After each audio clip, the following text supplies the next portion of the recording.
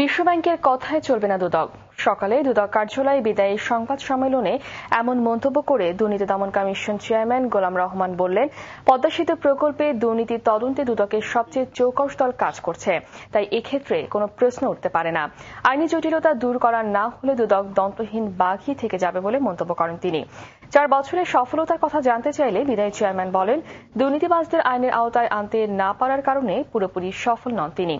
তবে অতীতে গণতান্ত্রিক শাসন ব্যবস্থায় দুর্নীতির অভিযোগে মন্ত্রী, সংসদ সদস্য কিংবা রাজনৈতিক ব্যক্তিদের তলব করার কথা ভাবাও যেত না বলে মন্তব্য করে এক্ষেত্রে সফল হয়েছেন বলেও দাবি করেন গোলাম রহমান।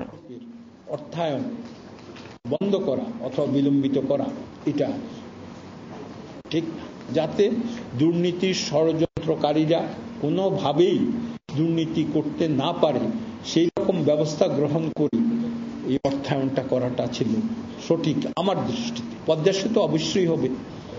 এইবারের বাজেটে যথেষ্ট পর্যাপ্ত অর্থের সংস্থান করা হয়েছে।